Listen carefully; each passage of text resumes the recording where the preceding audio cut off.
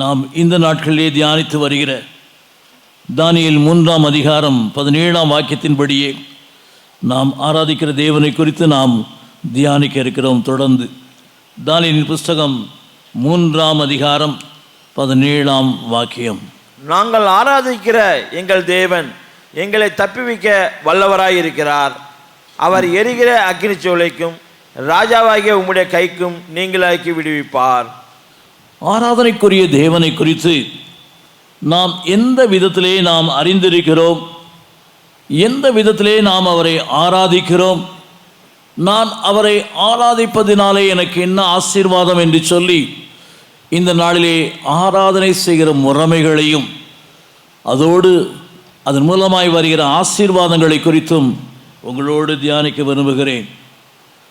பல விதங்களிலே நாம் ஆராதிக்கலாம் என்று சொல்லி உள்ளத்தில் எண்ணம் கொள்கிற மக்கள் உண்டு. மனிதனுடைய வாழ்க்கையிலே அவனுடைய எண்ணங்கள், அவருடைய வாழ்க்கையினுடைய பிரச்சனைகள், பாடுகள் வழியாக மீட்கப்பட்ட அந்த நாளிலே, கர்த்தருடைய அன்பை ருசித்த நாளிலே, அவர் சர்வ வல்லவர், எனக்காக சகாயம் செய்கிற தேவன் என்று சொல்லி உணர்ந்த மக்களாய் நாம் மாறும்போது நம்மை அறியாதபடி அவரை போற்றி புகழுகிற மக்களாயிருக்கிறோம். அவர் செய்த நன்மைகளுக்கு, அவர் செய்த எல்லா விதமான ஆசீர்வாதங்களுக்காக அவரை துதித்து ஸ்தோத்தரிப்பதோடு மாத்திரமல்ல, அவருடைய உன்னதமான சர்வ அதிகாரத்தின் மகிமையான காரியங்களை நாம் ருசித்து பார்க்கிறபடினாலே நாம் அவரை எப்பொழுதும் புகழுகிற மக்களாய் மாறுகிறோம். தாவீதினுடைய வாழ்க்கையிலே இதை அனுபவித்தபடினால் அவர் துதி எப்போதும் என் வாயில் இருக்கும் என்று சொல்வதை பார்க்கிறோம். இன்றைக்கு நம்முடைய வாழ்க்கையிலும் அவர் பலவிதங்களிலே பலவிதமான ஆசீர்வாதங்களை அருளியிருக்கிறார், பலவிதமான நன்மைகளை செய்திருக்கிறார்.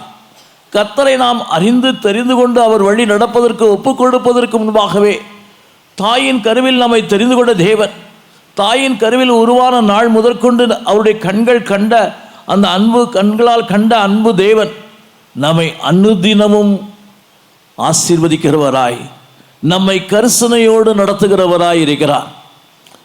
பல காரியங்களை நான் யோசிப்பதுண்டு. நான் கர்த்தரை இயேசு கிறிஸ்துவை என்னுடைய இரட்சகராக, என் ஆண்டவராக ஏற்றுக்கொள்ளும் முன்பாக உலக பிரகாரமான ஐஸ்வர்யத்தை தேடிக்கொண்டிருந்தேன்.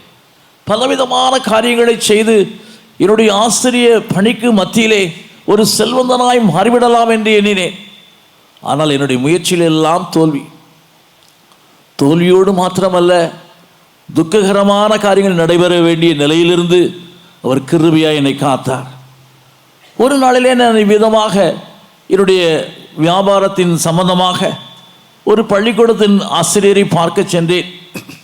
அவரை பார்த்து திரும்பும் பொழுது பழுதான என்னுடைய ஸ்கூட்டரின் நிமித்தமாக அது வாகனம் நிற்கவில்லை. முன்னே சென்ற லாரியினுடைய டயரிலே மோதி கீழே விழுந்த பொழுது என்னுடைய தலை முடியிலே ஒரு வாகனம் ஏறி சென்றது. அந்த நாளிலே நான் யோசித்து பார்த்தேன், இன்னும் அது ஒருவேளை ஒரு சிறிய அளவு அதிகமாயிருக்கும் என்று இருந்தால் என்னுடைய மண்டை ஓட்டை அப்படியே அது கொண்டு போயிருக்கும், நசுக்கி இருக்கும். அந்த இடத்திலேயே நான் மரித்தவனாய் மாறியிருப்பேன். ஆனால் கர்த்தர் கிருபையாய் என்னை காத்தாரே என்று சொல்லி அதை நினைந்த பொழுது நான் உள்ளத்தில் எண்ணினேன், கர்த்தர் ஏதோ ஒரு நோக்கத்தோடு என்னை ஜீவனோடு வைத்திருக்கிறார். என் மனைவிடம் வந்து சொன்ன பொழுது, இன்றைக்கு என்னுடைய சடலம்தான் வந்திருக்க வேண்டும், என்னுடைய மாடிதான் இன்றைக்கு வீட்டுக்கு வந்திருக்க வேண்டும், ஆனால் கர்த்தர் கிருபையாய் என்னை காத்துறார் என்று சொல்லி என் மனைவியிடத்தில் சொன்னேன். அதனைத் தொடர்ந்து 2-3 நாட்கள் வேதத்தை நேசித்தேன், படித்தேன். ஆனால் கொஞ்சம் கொஞ்சமாக விட்டுவிட்டேன். ஆனால் நம்முடைய வாழ்க்கையிலே தொடர்ச்சியாக அவருடைய ஆசீர்வாதங்கள் வர வேண்டும் என்று சொன்னால் நாம் முதலாவது அவரை ஆராதிக்கிற முறை, அவரை இடைவிடாது ஆராதிக்கிற வாழ்க்கை, அவரை இடைவிடாதபடி ஆராதிக்கிற மக்களாய் மாற வேண்டும். ஒரு மனிதனுடைய வாழ்க்கையிலே அவர் செய்த நன்மைகள், அது யாராயிருந்தாலும் சரி, ஒருவேளை கிறிஸ்தவராயிருக்கலாம், கிறிஸ்துவை அறியாதவர்களாயிருக்கலாம், கிறிஸ்துவை அறியாத குடும்பத்தை சார்ந்தவர்களாயிருக்கலாம், அது யாராயிருந்தாலும் சகலவற்றையும் ஆண்டு நடத்துகிற தேவன், எல்லாரையும் என்னுடைய பிள்ளைகள் என்று சொல்கிற தேவன், எனக்குரிய மக்கள் என்று சொல்கிற தேவன் நம்மை நேசிக்கிறபடினாலே நாம் அழிவுக்கு விலைக்கு இருக்கத்தக்கதாக நம்மை காக்கிற தேவனாயிருக்கிறார். நம்மை கண்ணின் மணி போல காக்கிற தேவன். அவருடைய அன்புக்கு பாத்திரமல்ல மக்களாய் நாம் மாறும் பொழுது அதை காட்டிலும் மேலான விதங்களில் நன்மைகளை பெறக்கூடியவர்களாய் மாறுகிறோம். இப்படிப்பட்ட அன்பை உணர்ந்த மக்களாய், அவர் எனக்காக யாவற்றையும் செய்து முடித்திருக்கிறாரே, அவர் எனக்காக எல்லாவற்றையும் செய்து இந்த உலக வாழ்க்கையில் மாத்திரம் அல்ல, நித்திய நல் வாழ்க்கை எனக்கு தருவதற்கு உண்மையுள்ளவராய் இருக்கிறாரே என்று சொல்லி உணர்ந்து அவரை இடைவிடாமல் ஆராதிக்கிற மக்களாய் மாற வேண்டும். வேதத்தில் பார்க்கும்போது தானியேல் 6ஆம் அதிகாரம் 16ஆம் வாக்கியத்திலும் 20ஆம் வாக்கியத்திலும் அங்கு ராஜாவானவன் தானியேலை பார்த்து சொல்கிறான், நீ இடைவிடாமல் ஆராதிக்கிற தேவன், இடைவிடாமல் ஆராதிக்கிற ஒரு தன்மையுடையவன் தான் இந்த தானியேல். நம்முடைய வாழ்க்கையிலே இடைவிடாமல் நாம் தேவனை ஆராதிக்கிற மக்களாய் மாற வேண்டும். ஒருவேளை ஒரு இடைவேளை இருக்கும் என்று சொன்னால், ஒரு ஒயரிலே ஒரு இடைவேளை இருக்கும் என்று சொன்னால், அந்த ஒயரானது எந்த காரியத்துக்கும் பிரயோஜனமற்றது, அது முழுமையாய் செயல்படவே முடியாது. ஆகவே அந்த ஒயரை கழட்டிவிட்டு புது ஒயரை தான் போடுவார்கள். அதை போலத்தான் நம்முடைய வாழ்க்கையிலும் இடைவிடாது ஆராதிக்கிற ஒரு தன்மை நமக்குள் இருக்கும்போது தேவனுடைய சமூகத்திலிருந்து வரக்கூடிய சகல ஆசீர்வாதங்களையும் சகல கிருபைகளையும் சகல விதமான ஆவிக்குரிய வல்லமைகளையும் பெற்றவர்களாய் மாற முடியும். அவை இடைவிடாமல் ஆராதித்தான் என்று சொன்னால் அவன் எவ்விதமாய் இதை செய்திருக்க முடியும், அவருடைய வாழ்க்கையிலே எவ்விதமாய் இந்த இடைவிடாமல் ஆராதித்தான் என்று சொல்லி நீங்கள் ஆராயும் பொழுது அவருடைய வாழ்க்கையிலே இடைவிடாதபடி காணப்பட்ட செயல்களை பார்க்கிறோம். அவனுக்குள் முதலாவது காரியம் உண்மை இருந்தது. அவன் உண்மையுள்ளவனாய் இருந்தபடினாலே அவன் மீது ஒருவரும் குற்றம் சாட்ட முடியவில்லை. இந்த உலகத்தின் அதிபதியாகிய பிசாசானவன் நம்மை குற்றப்படுத்த வேண்டும், நம்மீது ஏதாவது காரியத்தை தேவ சமூகத்திலே சொல்லி இவனை நீர் ஆசீர்வதிக்க கூடாது, இவனுடைய வாழ்க்கையானது எனக்கு சொந்தம் என்று சொல்லுகிற நிலைமைதான் இருக்கிறது. தானியேலோ அதற்கு இடம் கொடுக்கவில்லை. யோபுனுடைய வாழ்க்கையை பார்க்கும் பொழுது யோபுனுடைய புஸ்தகம் 1ஆம் அதிகாரம் யோபுவை குறித்து தேவன் ஒரு சாட்சி கொடுக்கிறார். அவன் எப்படிப்பட்டவன் என்று சொல்லி, அவனை போல ஒருவரும் இல்லை என்று சொல்லி அவனை குறித்து ஒரு சாட்சி கூறினார். சாத்தான் அதற்கு ஒரு பதிலை தருகிறான். யோபுனுடைய புஸ்தகம் 9-10 வாக்கியங்களை வாசிப்போம். 1ஆம் அதிகாரம் 9-10 வாக்கியங்கள். அதற்கு சாத்தான் கர்த்தருக்கு பிரதியுத்தரமாக, யோபு விருதாவாகவா தேவனுக்கு பயந்து நடக்கிறான்? நீர் அவனையும் அவன் வீட்டையும் அவனுக்கு உண்டான எல்லாவற்றையும் சுற்றி வேலி அடைக்கவில்லையோ? நீர் அவனையும் அவன் வீட்டையும் அவனுக்கு உண்டான எல்லாவற்றையும் சுற்றி வேலி அடைக்கவில்லையா? அவன் கைகளின் கிரியையை ஆசீர்வதித்தீர், அவனுடைய சம்பத்து தேசத்தில் பெருகிற்று. அவருடைய வாழ்க்கையில் வேலி அடைத்தபடினாலே, தேவனுடைய உன்னதமான பாதுகாவல் அவனை பெற்றிருந்தபடினாலே அவனை சாத்தான் தொட முடியவில்லை, பிசாசானவன் அவனை சேதப்படுத்த முடியவில்லை. இன்றைக்கு பல மனிதர்கள் சொல்லுவார்கள், காலம் நல்ல காலம் கெட்ட காலம், ஆகவே அவருடைய காலம் நலமாய் இருந்தபடினாலே ஆசீர்வாதம், கெட்ட காலம் வந்தபடினாலே எல்லாவற்றையும் இழந்து போனான் என்று சொல்கிற மக்களாக இருக்கிறார்கள். இல்லை, தேவன் அருளுகிற பாதுகாவல், தேவன் நமக்கு தருகிற மேன்மையான காரியங்கள், சாத்தான் நுழைய முடியாதபடி உங்கள் கையின் கரையங்களை ஆசீர்வதிக்கிற தேவன், உங்களுடைய வாழ்க்கையில் செய்கிறவைகளில் நஷ்டமும் எந்த விதமான வேதனையும் அணுக முடியாதபடி அதை சிறப்படைய செழிப்படைய செய்கிற தேவன் நம்முடைய தேவன். அதற்கு முதலாவது காரியம், நாம் தேவனுடைய சமுதிரை குற்றமற்றவர்களாய் மாறுவதற்கு ஒப்புக் கொடுக்க வேண்டும். இந்த தானியேலை பார்க்கும் பொழுது அவன் உண்மையுள்ளவனாய் இருந்தான் என்று பார்க்கிறோம். வேதம் சொல்கிறது பிசாசனுடைய தன்மை என்ன? வெளிப்படுத்தின விசேஷத்தில் 12ஆம் அதிகாரத்திலே தன் சகோதரி மீது ஓயாது குற்றம் சாட்டுகிறவன் தாழ தள்ளப்பட்டு போனான் என்று பார்க்கிறோம். குற்றம் சாட்டுகிற தன்மையானது பிசாசனுடைய சுபாவம், பிசாசனுடைய ஒரு காரியம், செயல். ஆகவே இப்படிப்பட்ட ஒரு செயலை உடைய இந்த பிசாசனுடைய தந்திரங்களினாலே நாம் தேவனுடைய சமூகத்திலே அவர் வைத்திருக்கிற ஆசீர்வாதங்களை இழந்து போகாதபடி அவரை இடைவிடாத ஆராதிக்கிற தன்மை என்னவென்று சொன்னால், குற்றமற்றவர்களாய் உண்மையுள்ளவர்களாய் தேவன் விரும்புகிற பண்புகளினால் அறிந்தவர்களாய் மாற வேண்டும். இந்த தானியேலுடைய வாழ்க்கையிலே தேவனுடைய ஆவியினால் அறிந்ததோடு மாத்திரமல்ல, அவன் மீது ஒருவரும் குற்றம் காண முடியாதபடி உண்மையுள்ளவனாயிருந்தான்.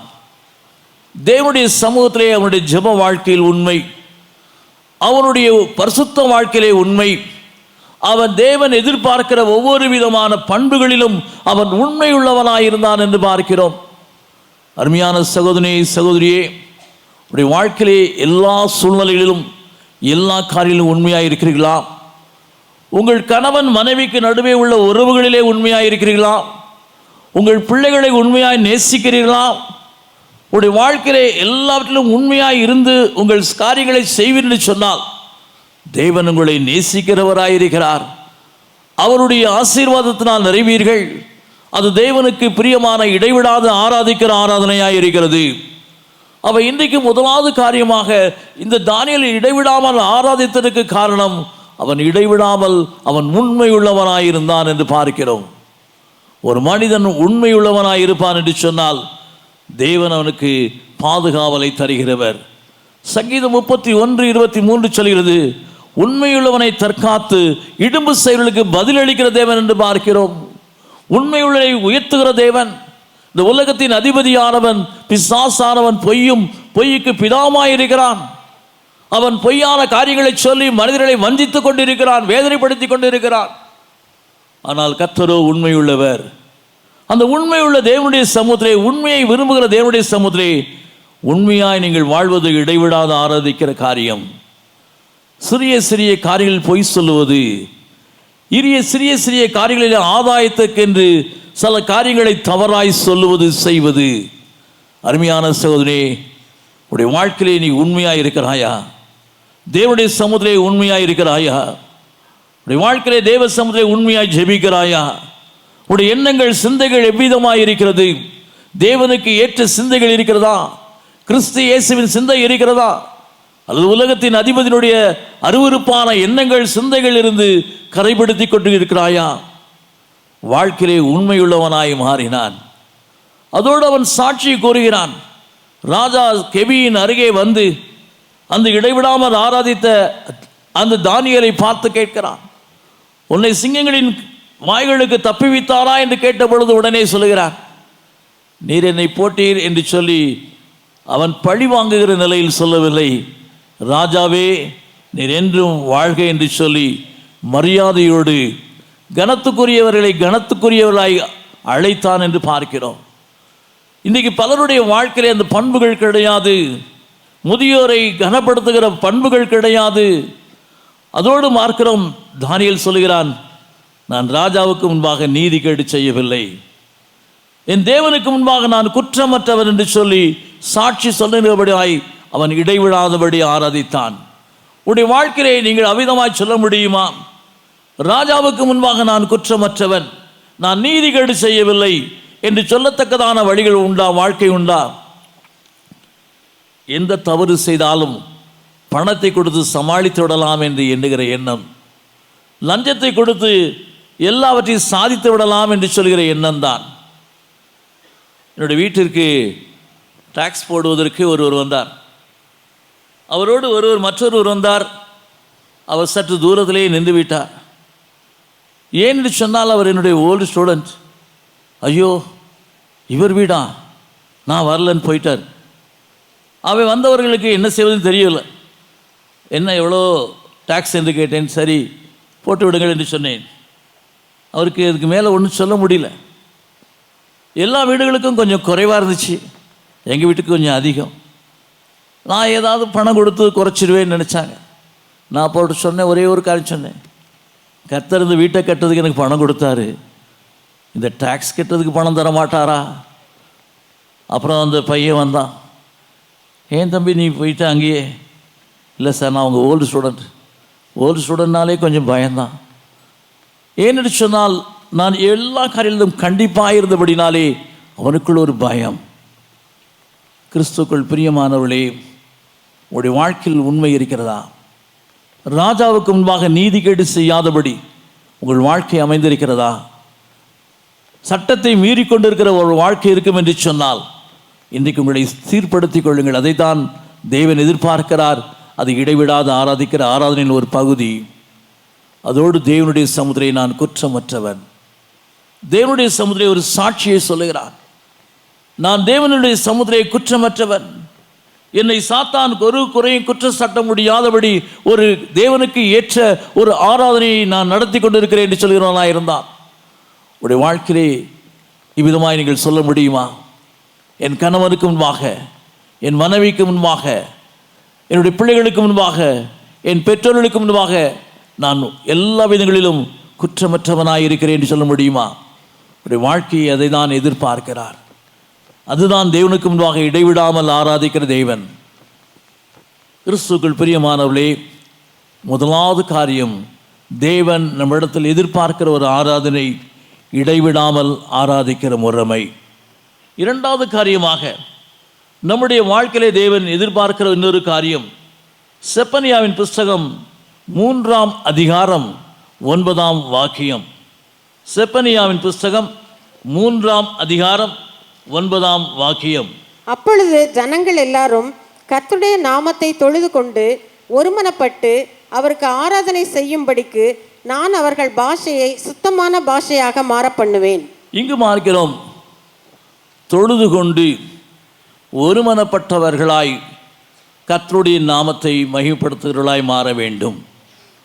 தேவன் எதிர்பார்க்கிற மற்றொரு ஆராதனை அவரை தொழுது கொள்ளுகிற ஒரு முறைமை. வாழ்க்கையிலே தொழுது கொள்ளுகிற காரியங்கள், ஆபிரகாமும் வாழ்க்கையிலிருந்து அவன் தொழுது கொண்ட நிலைகளை பார்க்கிறோம். தேவனுக்கு ஏற்ற தொழுகை தேவை. தேவன் விரும்புகிற வண்ணமாய் தொழுது அவரை புகழ்ந்து போற்றி உயர்த்துகிற மக்களாய் மாற வேண்டும். சங்கீதம் 116ஆம் சங்கீதத்திலே அங்கு 13ஆம் வாக்கியத்திலே இவ்விதமாய் அதை எழுதின மனிதர் சொல்வதை பார்க்கிறோம். ரட்சிப்பின் பாத்திரத்தை எடுத்துக்கொண்டு கர்த்தருடைய நாமத்தை தொழுது கொள்ளுவேன். ரட்சிப்பின் பாத்திரத்தை எடுத்துக்கொண்டு அவருடைய நாமத்தை தொழுது கொள்ளுவேன். கர்த்தருடைய நாமமானது ஒரு பலத்த துருகம். கர்த்தருடைய நாமத்திலே ஒரு மகிமையான வல்லமை உண்டு. அவருடைய நாமமானது மேன்மையானது. எல்லா நாமங்களுக்கு மேலான நாமம் என்று சொல்லி நாம் தெளிவாய் அறிவோம். அவருடைய நாமமானது இந்த பூமியிலே ரட்சிக்கப்படுவதற்கு கொடுக்கப்பட்டது என்று சொல்லி அப்போஸ்தலர் 4ஆம் அதிகாரத்தில் 12-13 வாக்கிலே வாசிக்க பார்க்கிறோம். அவை அவருடைய நாமத்தை குறித்து பார்க்கும் பொழுது, அவருடைய நாமத்தினாலே பிசாசுகளை துரத்துவீர்கள், அவருடைய நாமத்தினாலே நீங்கள் ஜெபிக்கும் பொழுது அற்புதமான சுகங்கள் கிடைக்கும் என்று சொல்லியிருப்பதை பார்க்கிறோம். இன்றைக்கு நம்முடைய வாழ்க்கையிலே இவ்விதமான காரியத்தை செய்கிற தேவன் இன்றைக்கு ஜீவிக்கிறார். இன்றைக்கு அற்புதங்களை செய்கிற தேவன் இன்றைக்கு ஜீவிக்கிறார். என்னுடைய வாழ்க்கையிலே நான் முதலாவது காரியத்தை கண்டது ஒரு அற்புதமான ஒரு காரியம் என்னவென்று சொன்னால், கேன்சர் நோயாளியினுடைய தொண்டையின் கேன்சரானது கட்டியானது வெளியே வந்து விழுந்தது தான். அவருடைய சமூகத்திலே நாம் உண்மையாய் மாறுவதோடு, அவரை இடைவிடாமல் ஆராதிக்கிற மக்களாய் மாறுவதோடு, அவருடைய நாமத்தை தொழுது கொள்கிற மக்களாய், அவருடைய நாமத்தை துதிக்கிற மக்களாய், அவருடைய நாமத்தினாலே நாம் ஜெபிக்கிற மக்களாய், அவருடைய நாமத்தினாலே வேண்டல் செய்கிற மக்களாய் மாறும் பொழுது கர்த்தர் அற்புதங்களை செய்கிற தேவனாயிருக்கிறார். அவை அவருடைய நாமமானது மகிமையான ஒரு நாமம். எல்லா நாமங்களுக்கு மேலான நாமமுடைய தேவன் அவர். அவருடைய நாமத்தை சொல்லும் பொழுது பிசாசுகள் நடுங்குகிறது, பிசாசுகள் ஓடுகிறது. ஏன்? அந்த நாமத்துக்குள்ளாய் ஒரு வல்லமை, அந்த நாமத்துக்குள்ளாய் ஒரு மகிமை. இந்த வார்த்தைகளை கேட்கிற சகோதரனே, இந்த கிறிஸ்து இயேசுவின் நாமத்தினாலே மேலான காரியங்களை சுதந்திரித்துக் கொள்ள முடியும், மேலான காரியங்களை பெற்றுக்கொள்ள முடியும். ஆகவே தான் இந்த நாமத்தை நாம் தொழுது கொள்கிற மக்களாய் மாறுவதோடு, அந்த நாமத்தினாலே நாம் கர்த்தருடைய அன்பை, கர்த்தருடைய வல்லமையை, கர்த்தருடைய கிருபைகளை பெற்றுக்கொள்ள முடியும். ஆகவே மேலான இந்த நாமத்தை குறித்து நாம் எவ்விதமாய் இருக்கிறோம்? அவருடைய நாமத்தை வீணிலே வழங்கி கொண்டிருப்போம் என்று சொன்னால் தேவனுடைய கோபாக்கினைக்கு ஆளாகி விடுவோம். ஆனால் அவருடைய நாமத்தினாலே சகல விதமான நன்மைகளையும் சுதந்திரிப்பதற்கு வழிகள் உண்டு. அவருடைய நாமத்திலே ஒரு கிருபை உண்டு. அவருடைய நாமமானது சுகமாய் தங்கி வாழ்வதற்குரிய ஒரு பெரிய பலத்த துருகமாய் இருக்கிறது, நீதிமான் அதில் ஓடி சுகமாய் தங்கியிருப்பான் என்று சொல்கிறது. இன்றைக்கு அருமையான சகோதரனே சகோதரியே, அவருடைய நாமத்தை குறித்து எத்தனை விதத்தில் நீங்கள் நம்பி இருக்கிறீர்கள்? அவருடைய நாமமானது நமக்கு சூட்டப்பட்டிருக்கிறது. அந்த கிறிஸ்து இயேசுவின் நாமமானது உங்களுக்குள்ளாய் கொடுக்கப்பட்டிருக்கிறதே. இந்த நாமத்தை தரித்தவர்களாய் நீங்கள் எவ்விதமாய் நீங்கள் அவருக்கு ஆராதனை செய்கிறீர்கள்? அவருடைய ஆராதனையை விரும்புகிற தேவன், ஆராதனையின் தேவனாய் இருக்கிறவர் இன்றைக்கு எதிர்பார்க்கின்ற ஒரு காரியம், நாமத்திலே உள்ள பெரிதான ஆசீர்வாதம் அந்த நாமத்தை தொழுது கொள்கிற மக்களாய் மாற வேண்டும். அதனுடைய மகிமையான மேன்மையான நன்மைகளை பெற்றுக்கொள்ள வேண்டும் என்று சொன்னால் இதை தான் நாம் பெற்று அனுபவிக்க முடியும். நான் இயேசு கிறிஸ்துவை ஏற்றுக்கொண்ட பிறகு என்னுடைய வாழ்க்கையில் உள்ள எல்லா பிரச்சனைகள் நிமித்தமாய் என் உள்ளத்தின் ஆழத்திலே தேவனை எப்பொழுதுமே துதித்து கொண்டிருப்பேன். எனக்குள் இருந்த ஒரு போராட்டம், எனக்குள் இருந்த ஒரு பயம், எனக்குள் இருந்த சரீரத்தில் இருந்த வேதனை, இவ்விதமான ஒரு நிலையின் மத்தியிலே நான் மீண்டுமாய் பணியில் சேர்ந்தேன். ஆனால் என்னுடைய வாழ்க்கையிலே இருந்த பயம் நீங்கி நான் அவருக்குள்ளாய் வளர வேண்டும், வாழ வேண்டும் என்பதற்காக, என் ஜீவன் தப்ப வேண்டும் என்பதற்காக அவருடைய நாமத்தை உச்சரித்து கொண்டே இருப்பேன். இயேசு கிறிஸ்துவே உமக்கு ஸ்தோத்திரம், இயேசு கிறிஸ்துவே உம்முடைய அன்புக்கு மகிமை உண்டாவதாக என்று சொல்லி எப்பொழுதுமே உள்ளத்தில் துதித்து கொண்டிருந்து ஆரம்பித்தேன். இதனுடைய மேன்மை என்னவென்று சொன்னால், செல்லுகிற இடங்களிலெல்லாம் சத்துருக்கள் ஓடுகிறதை பார்த்தேன். முதன்முறையாக நான் ஒரு இடத்திலே இயேசு கிறிஸ்து எனக்கு செய்த நன்மைகளை குறித்து சாட்சி சொல்ல போகிறது, பஸ்ஸில் இருந்த ஒரு சகோதரி என்னை முறைத்து பார்த்தார்கள். என்னை கெடுக்க வந்துட்டியான்னு கத்துனாங்க. எனக்கு பெரிய வெக்கமாக போச்சு. கையில் பைபிள் இருக்குது, இப்போ எல்லா பஸ்ஸில் என்னையே பார்க்குறாங்க. என்ன பண்ணா இந்த ஆள் அப்படின்னு எனக்குள்ளே என்ன செய்யணும் தெரியல. ஆனாலும் துதித்து கொண்டே இருந்தபோது ஒரு சத்தம் கேட்டுச்சு, என் நாமத்தினாலே கடிந்து கொள். அப்படி நாமத்தினாலே கடிந்து கொண்டேன். அந்த அம்மா அதே பஸ்ஸில் ஓடுற பஸ்ஸில் சீட்டுக்கு கீழே விழுந்துட்டாங்க. என்னுடைய அனுபவங்களை பார்க்கும்போது அவருடைய நாமத்துக்குள்ளாய் எவ்வளவு வல்லமை இருக்கிறது. அந்த நாமத்தை தொழுது கொள்கிற மக்களாய் மாறுவதோடு மாத்திரமல்ல, இந்த நாமத்தை தரித்த மக்களாய் நாம் அவரை ஒரு மனதோடு ஆராதிக்கிற மக்களாய் மாற வேண்டும். ஒரு மனதை காத்து கொள்ள வேண்டும், ஒரு மனப்பட்ட மக்களாய் மாற வேண்டும். நம்முடைய வாழ்க்கையில் இந்த ஒரு மனது மிகவும் முக்கியமானது. முதலாவது நமக்குள்ளாய் நம்ம ஆவி ஆத்மா சரீரமானது ஒரு மனதோடு அவரை தேடுகிறதாய் மாற வேண்டும். தாவீது சங்கீதம் 84 ஒரு அழகான ஒரு காட்சி சொல்கிறார். அதை சொல்லும்போது நான் ஆவியோடும் அவரை தொழுது கொள்கிறவன் என்று சொல்வதையோடு பார்க்கிறோம். அவருடைய ஆராதனை முறைமைகளில் பார்க்கும்போது அவருடைய என்னுடைய இருதயமும் என் மாம்சமும் அவரை நோக்கி கம்பீர சத்தம் விடுகிறது என்று சொல்வதை பார்க்கிறோம். 84 சங்கீதம் 2 வாக்கியத்தை வாசிப்போம். என் ஆத்துமா கர்த்தருடைய ஆலய பிரகாரங்களின் மேல் வாஞ்சையும் தவனமுமாய் இருக்கிறது. என் இருதயமும் என் மாம்சமும் ஜீவனுள்ள தேவனை நோக்கி கம்பீர சத்தமிடுகிறது. இந்த மாம்சமும் இருதயமும் ஆவியும் சரீரமும் கர்த்தரை நோக்கி கூப்பிடுகிற ஒரு மனதின் தன்மை தேவை. ஆவியிலே ஒருவேளை நாம் ஆயத்தமாகலாம், சரீரத்திலே ஆயத்தம் இல்லாதபடி இருக்கலாம். ஒரு மனதானது நமக்குள்ளாய் முதலாவது தோன்ற வேண்டும். நமக்குள்ளாய் அந்த காரியம் மிகவும் முக்கியம். நம்முடைய ஆவியும் நம்முடைய ஆத்மாவும், நம்முடைய ஆவியும் நம்முடைய சரீரமும் தேவனை நோக்கி கம்பீர சத்தம் விடுகிறதாய் மாற வேண்டும். என்றைக்கு இந்த ஒரு மனது ஆனது நமக்குள் உருவாகிறதோ அப்பொழுது தேவனுடைய வல்லமை வெளிப்படும், தேவனுடைய கிருபை வெளிப்படும். நம்முடைய சரீரமும் நம்முடைய ஆவியும் கர்த்தரை நோக்கி கம்பீரமாய் சத்தமிடுகிறதாய் மாறும் பொழுது அவருடைய வல்லமை, அவருடைய பிரசனம் நம் மத்தியிலே கடந்து வரும். அவை இன்றைக்கு இதை நீங்கள் காத்து கொண்டவர்களாய் மாற வேண்டும். இதை ஒரு மனதோடு நீங்கள் வாழ வேண்டும். ஆவியின் ஒரு மனதினாலே உங்கள் காரியங்களை காத்து கொள்ள வேண்டும் என்று சொல்லியிருப்பதை பார்க்கிறோம். இன்றைக்கு ஒரு மனது குடும்பத்திற்குள் இல்லை. 2 பேர் ஒரு மனதோடு ஜெபிக்கிற ஜெபத்திற்கு பதில் உண்டு. மத்தேயு 18 அதிகாரம் 19 20 வாக்கியத்தில் இதை பார்க்கிறோம். அவை இன்றைக்கு ஒரு மனது தேவை. ஒரு மனதோடு கூடின இடத்தில் தேவ வல்லமையும் பரிசுத்த ஆவியினுடைய கிருபைகளும் இறங்கினது. உங்கள் வாழ்க்கையிலே ஒரு மனதை காத்து கொண்டிருக்கிறீர்களா? கணவன் மனைவிக்கு நடுவாக ஒரு மனது இருக்கிறதா? பிள்ளைகள் பெற்றோருக்கு மத்தியிலே ஒரு மனது இருக்கிறதா?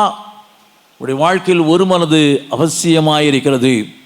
ஒரு மனதோடு அவரை தொழுது கொள்கிற வாழ்க்கை, ஒரு மனதோடு அவரை போற்றுகிற வாழ்க்கை, அவரை புகழுகிற வாழ்க்கை, இது தேவனுக்கு ஏற்ற ஒரு ஆராதனை. மூன்றாவதாக நாம் எவ்விதமாய் தொழுது கொள்ள வேண்டும் என்று சொன்னால், ஏசாயாவின் புஸ்தகம் 19ஆம் அதிகாரம் 21ஆம் வாக்கியம். ஏசாயா 19ஆம் அதிகாரம் 21ஆம் வாக்கியம். அப்பொழுது கர்த்தர் எகிப்தியருக்கு அறியப்படுவார். எகிப்தியர் கர்த்தரை அக்காலத்திலே அறிந்து அவருக்கு பலிகளோடும் காணிக்கைகளோடும் ஆராதனை செய்து கர்த்தருக்கு பொருத்தனைகளை பண்ணி அவைகளை செலுத்துவார்கள். இங்கு பார்க்கிறோம், எகிப்தியர் என்று சொன்னாலே அடிமைப்படுத்துகிற மக்கள். எகிப்தின் மக்களை குறித்து தேவன் சொல்லுகிற, எகிப்தை குறித்து சொல்லும்போது அது உலைக்களம் என்று சொல்வதை பார்க்கிறோம், அடிமைப்படுத்துகிற ஸ்தலம் என்று சொல்வதை பார்க்கிறோம். ஈசாக்கை பார்த்து தேவன் சொன்னார், நீ எகிப்துக்கு போகாமல் நான் சொல்லுகிற இடத்திற்கு செல் என்று சொன்னார். அந்த தேசத்திலே அவன் விதை விதித்த பொழுது அவனை 100 மடங்கு ஆசீர்வதித்தார். எகிப்தை விரும்பாத தேவன், ஆனால் எகிப்தியர், அந்த எகிப்தியர் என்ன செய்வார் என்று சொன்னால், தேவனை அறிந்து அவரை ஆராதிக்கிற மக்களாய் மாறுவார்கள். அறிந்து காணிக்கையோடு அவரை ஆராதிக்கிற மேன்மையுடைய மக்களாய் மாறுகிற நிகழ்ச்சி. கிறிஸ்துவுக்குள் பிரியமானவர்களே, கர்த்தரை எவ்விதமாய் நாம் அறிந்திருக்கிறோம். அவருடைய காரியங்களில் அநேக காரியங்களை அறிந்து நாம் வாழ வேண்டும். அவர் அறியப்படாத தேவன் அல்ல.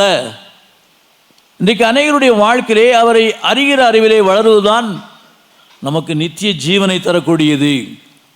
அவரை அறிவதே நித்திய ஜீவன். இந்த அறிகிற அறிவானது பல விதங்களிலே வேண்டும். சங்கீதம் 91:14 இவ்விதமாய் பார்க்கிறோம், அவன் என்னிடத்தில் வாஞ்சையாய் இருக்கிறபடியால் அவனை விடுவிப்பேன். என் நாமத்தை அவன் அறிந்திருக்கிறபடியால் அவனை உயர்ந்த அடைக்கலத்திலே வைப்பேன்.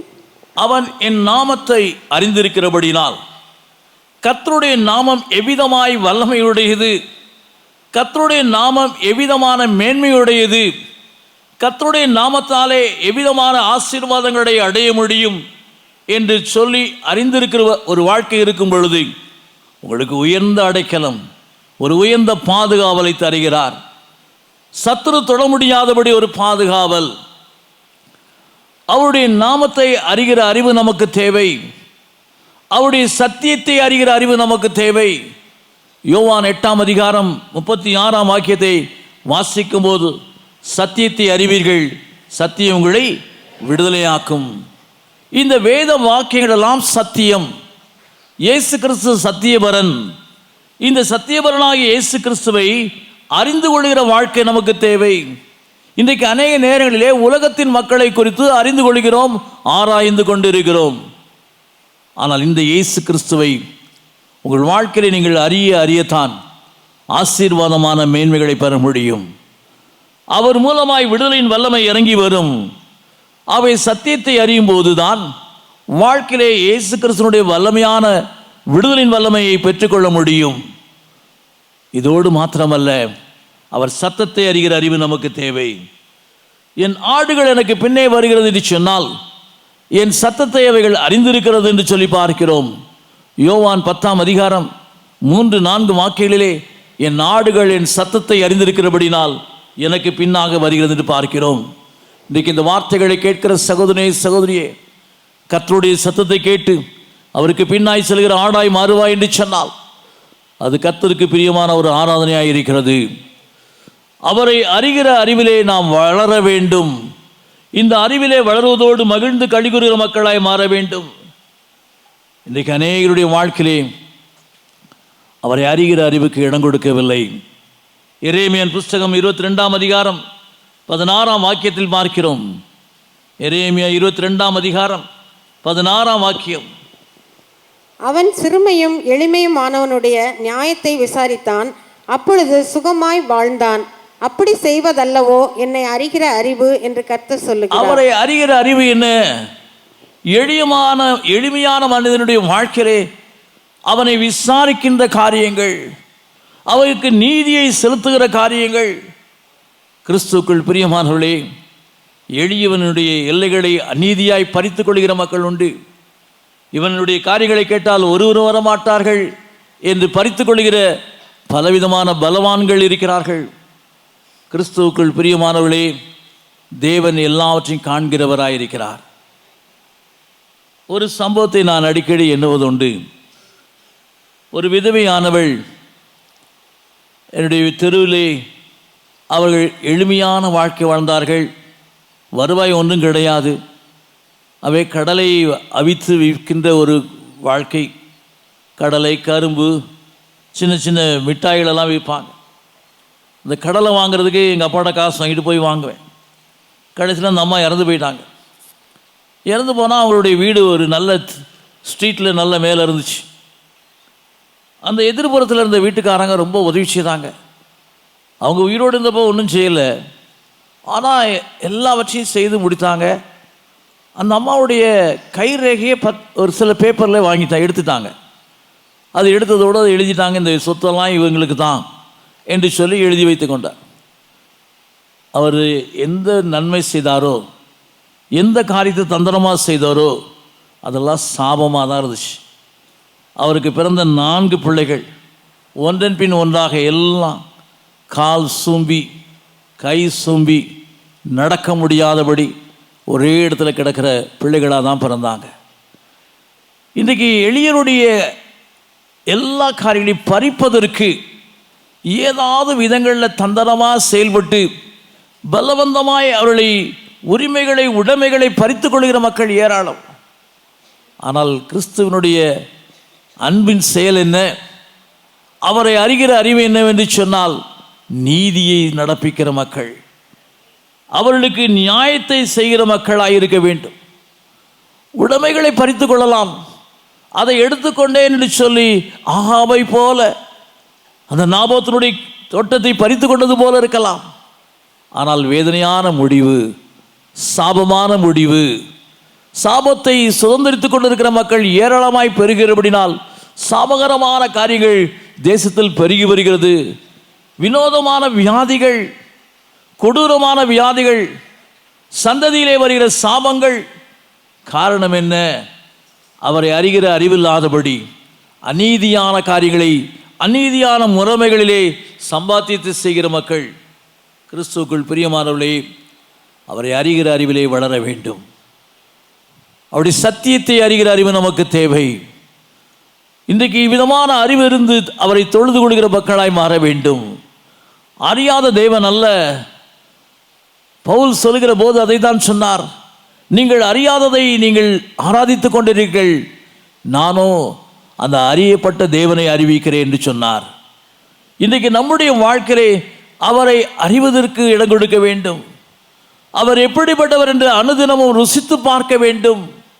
அவருடைய அன்பு மாறாதது, அவருடைய மகிமை மேன்மையானது, அவருடைய வல்லமை சிறந்தது. அருமையான சகோதரனே, கர்த்தர் நல்லவர் என்று ருசித்து பார்க்கிறாயா? கர்த்தர் நல்லவர் என்று சொல்லி ருசித்து பார்த்திருக்கிறாயா? அவருடைய வல்லமையை நீ அனுபவித்திருப்பாய் என்று சொன்னால், அவருடைய மகிமையான காரியங்களை அறிந்திருப்பாய் என்று சொன்னால், அவரை அனுதினமும் நீ ஆராதித்து கொண்டிருப்பாய். என்னுடைய வாழ்க்கையிலே நடைபெற்ற அநேக நிகழ்ச்சிகள் உண்டு. ஒரு முறை கர்த்தருடைய வார்த்தைக்கு கீழ்ப்படியாதபடி செய்த சில காரணங்களினாலே எனக்குள் நிமோனியா என்று சொல்ல ஒரு வியாதி வந்தது. அந்த வியாதி நிமித்தமாய் என் வாழ்க்கை பாடுகள் நிறைந்ததாய் மாறியது. நான் வேலூரில் உள்ள சிஎம்சியிலே நான் கடைசியாக கொண்டு வந்து சேர்க்கப்பட்டேன். 4ஆம் தேதி, நவம்பர் 4ஆம் தேதி 12ஆம் ஆண்டிலே சேர்க்கப்பட்டேன். அன்கான்ஷியஸாக இருந்தேன். என்னுடைய பல்ஸ் ஆனது 0. என்னுடைய இரத்த அழுத்தத்தை அளக்க முடியவில்லை. Blood pressure was so low. என்னுடைய ஆக்சிஜன் லெவல் மிகவும் குறைந்திருந்தது. வென்டிலேட்டரிலே, லைஃப் சப்போர்ட்லே ஜீவனம் பண்ணி கொண்டிருந்தேன். என் வாழ்க்கை பரிதாபமாய் முடிய வேண்டிய ஒரு நேரம். அநேக அறிமுகமான மக்களுக்கு, மருத்துவர்கள், தெரிந்த மக்களை அணுகி கேட்ட பொழுது அவர் இப்பொழுது மரித்து கொண்டிருக்கிறார் என்று சொன்னார்கள். பலவிதமான கடிதங்களை, பலவிதமான மெசேஜை அனுப்பினார்கள். ஆனால் என்ன நடைபெற்றது? கர்த்தரோ நல்லவர், அவர் வல்லவர். மரித்து போன என்னுடைய ஜீவனை புதுப்பித்தார். அவருடைய ஜீவனானது எனக்கு கொடுக்கப்பட்டது. அந்த நேரத்தில் ஒரு காரியத்தை நான் என் மனைவியிடத்தில் நான் சுகமடைந்த பிறகு பகிர்ந்து கொண்டேன். 9ஆம் தேதி அன்றுதான் என்னுடைய லைஃப் சப்போர்ட் எல்லாம் எடுக்கப்பட்டது. நான் இவ்விதமாக ஒரு தரிசனத்தை பார்த்தேன். சொப்பனமோ தெரியவில்லை. நான் இப்படியே மேலே போகிறேன். என் ஆவியோ ஆத்மாவோ தெரியவில்லை. அங்கு ஒரு இடத்திலே போனேன். பிரகாசமான ஒளி நிறைந்த ஒரு இடம். அந்த இடத்திலே ஒரு சத்தம் கேட்டது, திரும்ப கீழே போ, ஜனங்களை என் ஜனங்களாய் மாற்றி என்று சொல்லி ஒரு பெரிய பட்டயம் கொடுக்கப்பட்டது. அங்கிருந்து நான் கீழே வந்து விட்டேன் என்று சொன்னேன். அப்பொழுதுதான் நான் அறிந்து கொண்டேன், இது ஒரு அனுபவம். ஆவிக்குள்ளாக மீண்டுமாய் புதுப்பிக்கப்பட்ட வாழ்க்கை. அவ்விதமாய் வந்த பொழுது என் வாழ்க்கை மீண்டுமாய் புதுப்பிக்கப்படுது. அருமையான சகோதரி சகோதரியே, ஜீவனை கொடுக்கிற தேவன் இருக்கிறார். ஜீவனை புதுப்பிக்கிற தேவன் நம்மத்தில் இருக்கிறார். மரித்து போன சடலங்களை உயிர்ப்பிக்கிற தேவன் இருக்கிறார். அவருடைய வல்லமையான செயல் அதுதான். அதை அறிந்ததோடு ஆராய்ந்து அறிகிற அறிவிலே வளரும் போது அவருடைய அதிசயமான ஆராதனைகளை நடப்பிக்கிற மக்களாய் இருக்கிறோம். இன்றைக்கு அவ்விதமான ஆராதனைகளை செய்கிற மக்களாய் மாற வேண்டும். இன்னுமாய் அவரை ஆராதிக்கிற முறைமைகளை பார்க்கும் பொழுது நாம் சுத்த மனசாட்சியோடு ஆராதிக்க வேண்டும். வேதத்தை பார்க்கும்போது 2 தீமோத்தேயுவின் புஸ்தகம் 1ஆம் அதிகாரம் 4ஆம் வாக்கியத்திலே அவரை ஆராதிக்கிற முறைமைகளில் ஒன்று சுத்த மனசாட்சியோடு ஆராதிப்பது. உன்னில் உள்ள மாயமற்ற விசுவாசத்தை நினைவு கூறுகிறதினால் என் முன்னோர்கள் முதற்கொண்டு சுத்த மனசாட்சியோடு ஆராதித்து வரும் தேவனை நான் ஸ்தோத்திரிக்கிறேன். சுத்த மனசாட்சியோடு ஆராதிக்க வேண்டும். ஒரு மனிதனுடைய மனசாட்சியானது பாவங்களை செய்து கொண்டே இருக்கும்போது மழுங்கி போய் விடுகிறது. அவனுடைய மனசாட்சியானது மழுங்கி போவதனாலே பலவிதமான கொடூரமான காரியங்களை செய்து கொண்டு இருக்கிறான். நான் அடிக்கடி ஒரு சம்பவத்தை சொல்வதுண்டு, நினைப்பதுண்டு. ஒரு சகோதரி நான் அறிவேன், அமெரிக்க நாட்டை சார்ந்தவர். முதலாவது கொலை செய்வதற்கு பணத்தை வாங்கி செய்யும் போது அவருடைய மனசாட்சியானது உணர்த்தியது, தவறு என்று உணர்த்தியது. ஆனால் முதல் கொலையை செய்த பிறகு அவருடைய மனசாட்சி மழுங்கி போய்விட்டபடினால் ஒன்றன் பின் ஒன்றாக பணத்திற்காக கொலைகாரனாய் மாறிவிட்டான். அவருடைய வாழ்க்கையானது மனசாட்சி செத்து போனதாய் மாறிவிட்டது. அருமையான சகோதரியே சகோதரியே, சுத்த மனசாட்சியோடு நீ கர்த்தரை ஆராதிக்க வேண்டும். உனக்குள் எப்பொழுது உன் மனசாட்சியானது உயிர்ப்பிக்கப்படுகிறது என்று சொன்னால் இயேசு கிறிஸ்துவின் இரத்தத்தினாலே உயிர்ப்பிக்கப்படுகிறது. எபிரேயரின் புஸ்தகம் 9ஆம் அதிகாரம் அங்கு தெளிவாய் திட்டமாய் நமக்கு சொல்லப்பட்டிருப்பதை பார்க்கிறோம்.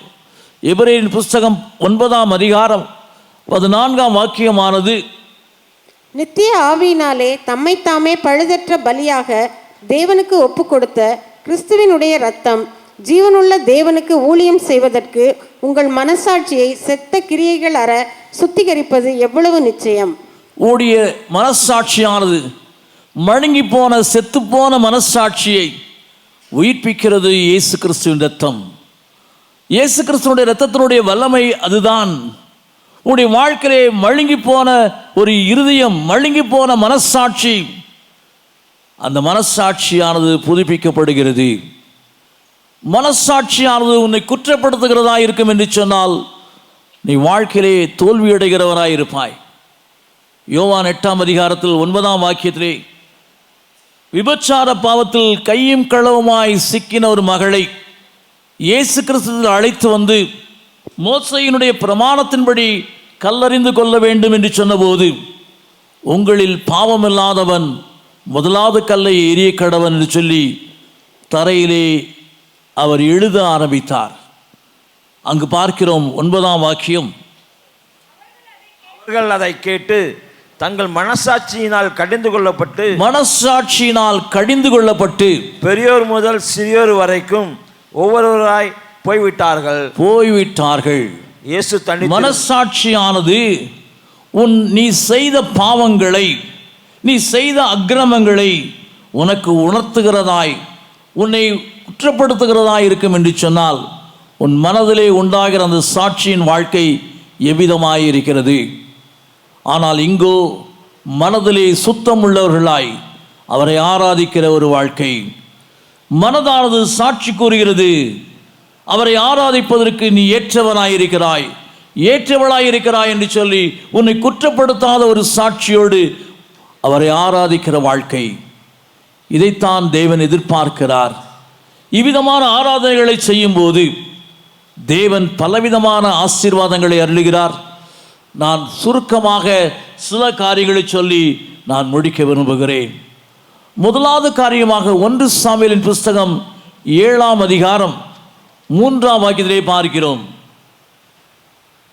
1 சாமுவேல் 7ஆம் அதிகாரம் 3ஆம் வாக்கியம். அப்பொழுது சாமுவேல் இஸ்ரவேல் குடும்பத்தார் யாவரையும் நோக்கி, நீங்கள் உங்கள் முழு இருதயத்தோடும் கர்த்தரிடத்தில் திரும்புகிறவர்களானால் அந்நிய தேவர்களையும் அஸ்தரோத்தையும் உங்கள் நடுவில் இருந்து விலக்கி உங்கள் இருதயத்தை கர்த்தருக்கு நேராக்கி அவர் ஒருவருக்கே ஆராதனை செய்யுங்கள். இங்கு பார்க்கிறோம், உங்களுடைய இருதயத்தை நேராக்கி கர்த்தருடைய சமுதிரே உங்களுடைய எல்லா விதமான அந்நிய காரியங்களையும் விலக்கி விட வேண்டும்.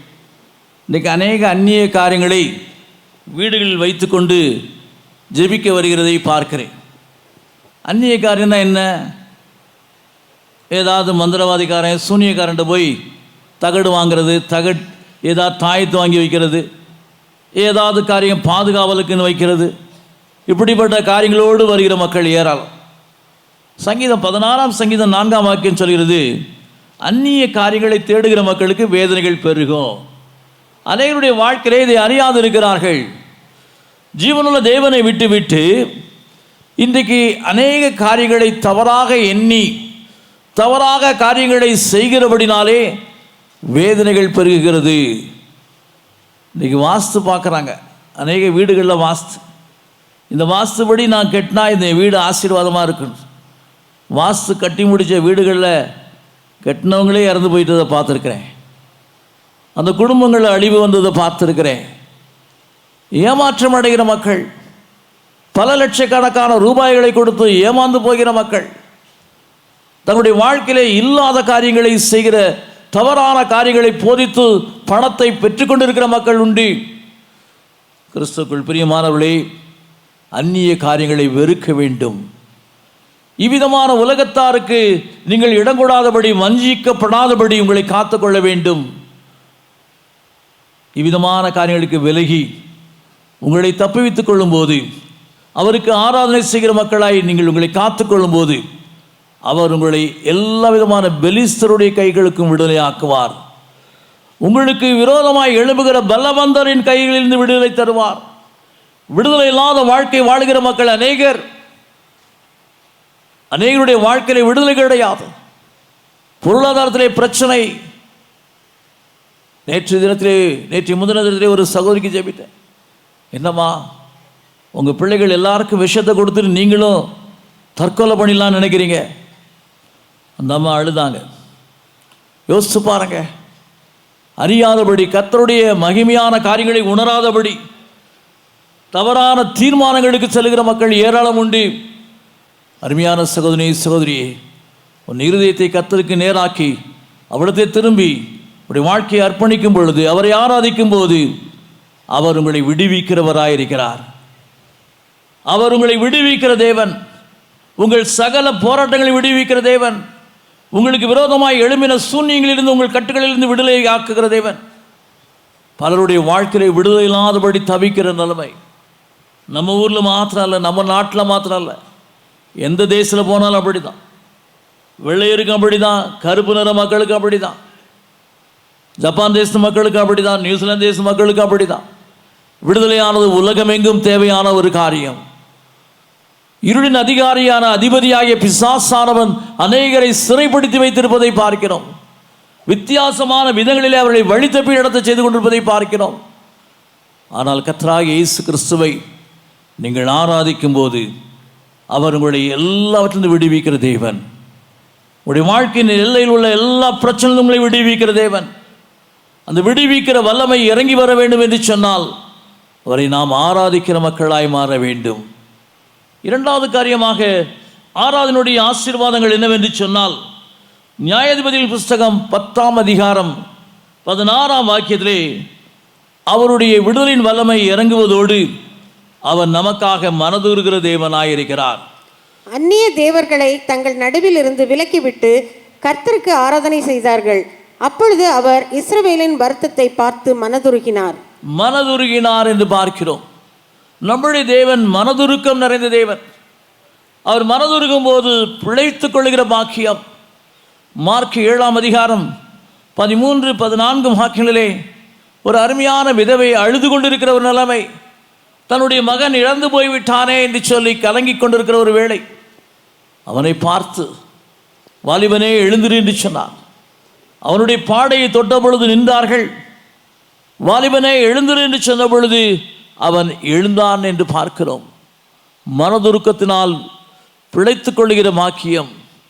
மனதுருக்கத்தினாலே, அவருடைய மனதுருக்கத்தினாலே உங்கள் வாழ்க்கையிலே ஜீவனை அடைவீர்கள். பாவத்திலே மரித்து போயிருக்கலாம், அக்கிரமங்களினாலே மரித்து போயிருக்கலாம். எவைகளின் நிமித்தமாய் மரித்து போனாலும் உங்கள் சரீரங்களையும் உடைய ஆத்மாவையும் உயிர்ப்பிக்கிற தேவன் இன்றைக்கு ஜீவிக்கிறவராயிருக்கிறார். அவர் சொல்லாகும், அவர் கட்டளையிட நிற்கும். அவர் இன்றைக்கு நம்முடைய வாழ்க்கையிலே அவர் உயிர்ப்பிக்கிற தேவனாயிருக்கிறார். என்னுடைய வாழ்க்கையிலே அனுபவித்தது போல அநேகர் அனுபவித்துக் கொண்டிருப்பதை பார்க்கிறோம். கிறிஸ்துவுக்குள் பிரியமானவர்களே, இன்றைக்கு நம்மை உயிர்ப்பிக்கிற தேவன் இன்றைக்கு ஜீவிக்கிறவராயிருக்கிறார்.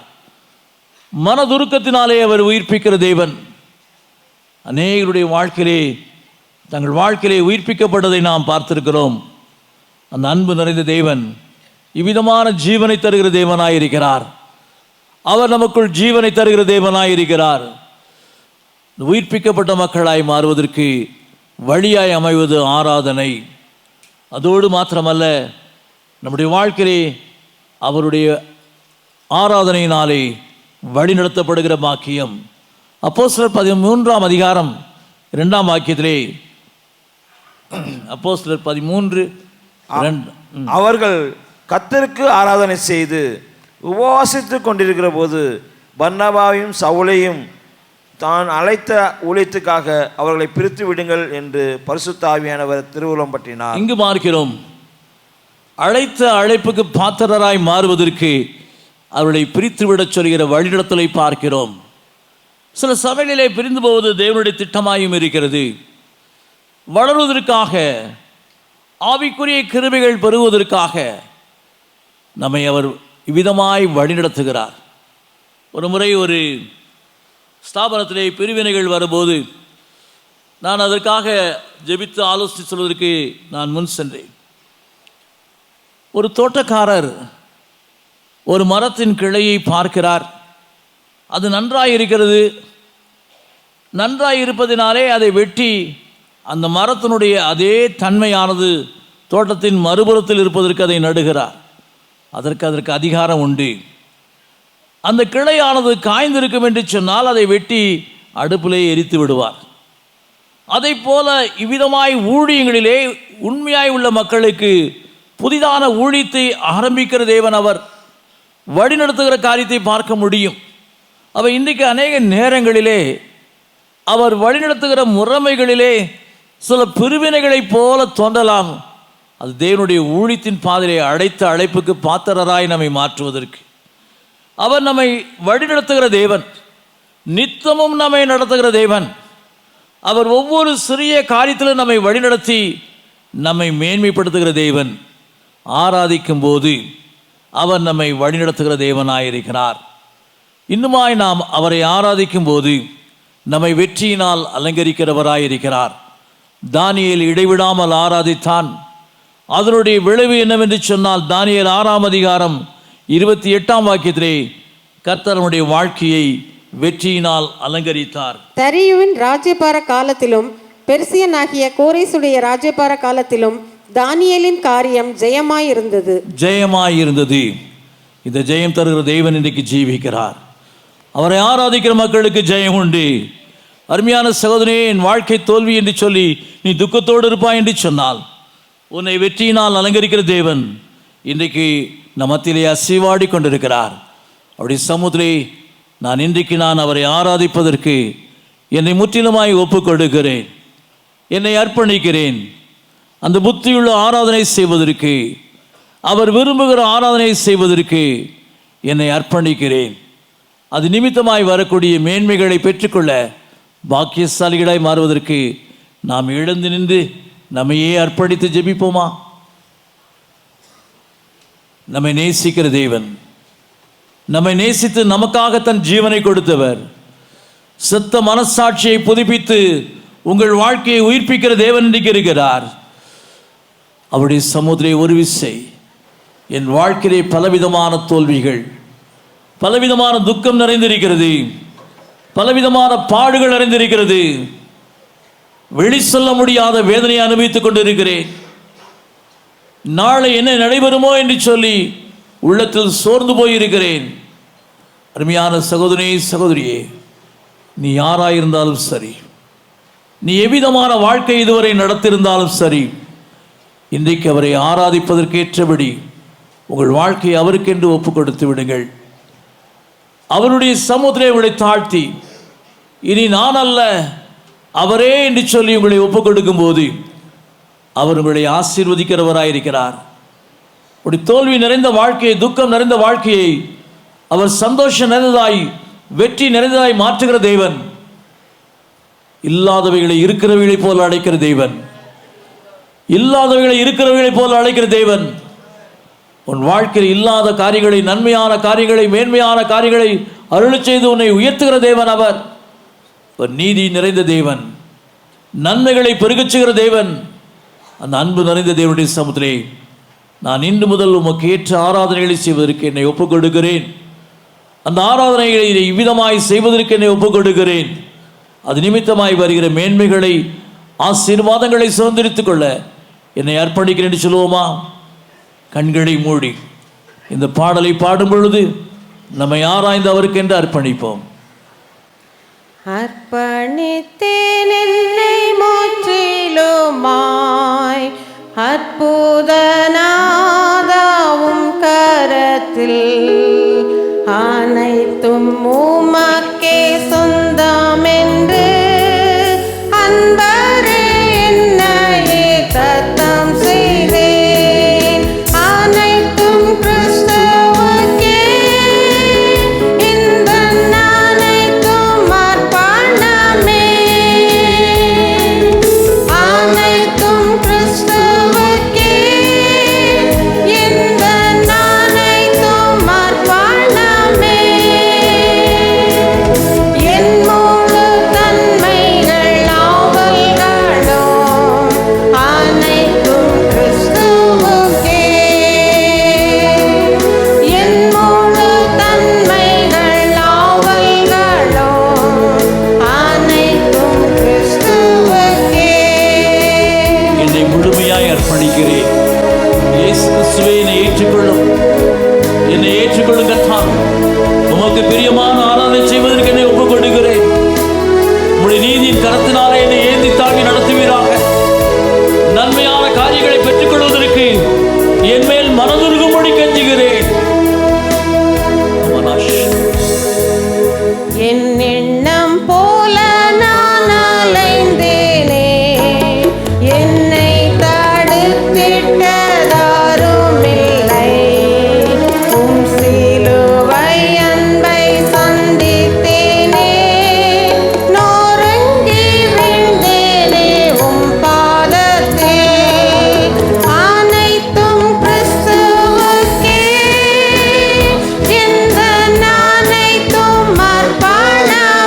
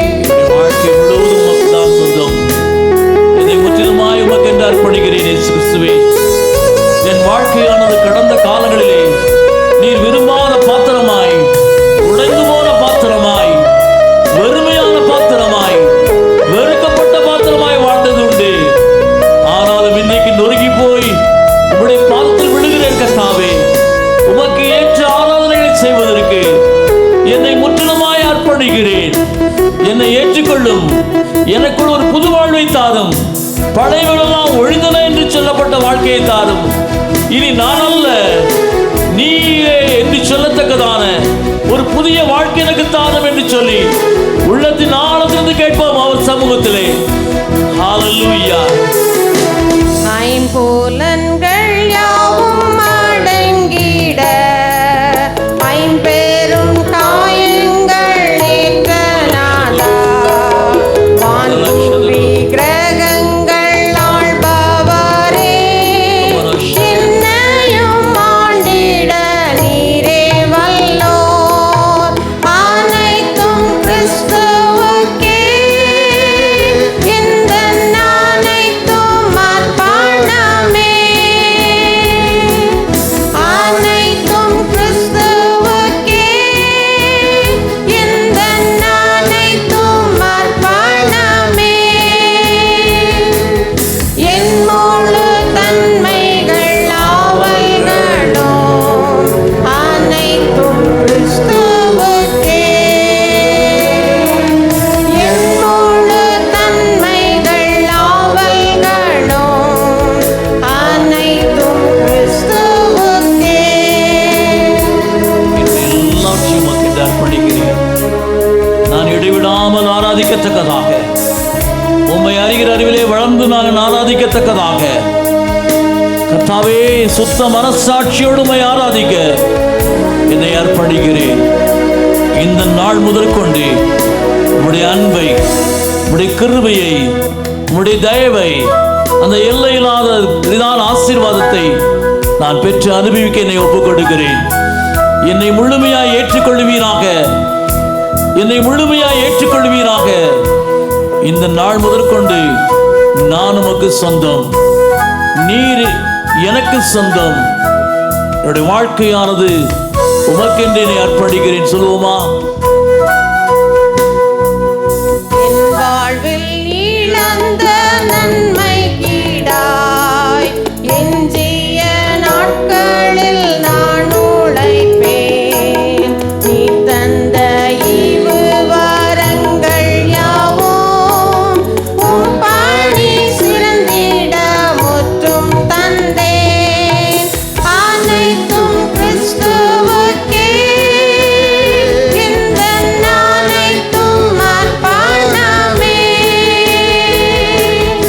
அனைத்தும் கிறிஸ்துவுக்கே, எந்தன் அனைத்தும் அர்ப்பணமே. என் முழு தன்மைகள் ஆவல்களும் அனைத்தும் கிறிஸ்துவுக்கே. என் முழு தன்மைகள் ஆவல்களும் அனைத்தும் கிறிஸ்துவுக்கே.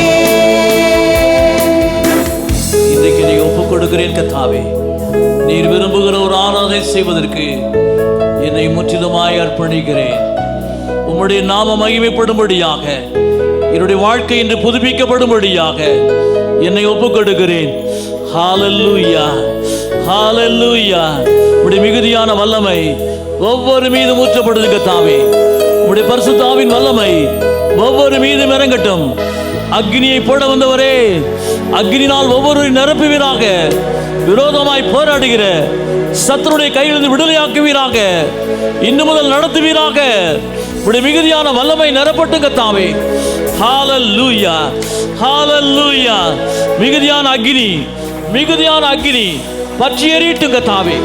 சத்துருடைய செய்களை எரிக்கிற அக்னி, சத்துருடைய கிரியைகளை அழிக்கிற அக்னி, பரிசுத்த அக்னியின் வல்லமை இறங்கட்டும். பரிசுத்த அக்னியின் வல்லமை இன்னுமாய் பெருகட்டும் கர்த்தாவே. ஒவ்வொருவரும் புதியதான வாழ்க்கை அருளப்பட இன்றைக்கு உதவி செய்வீராக.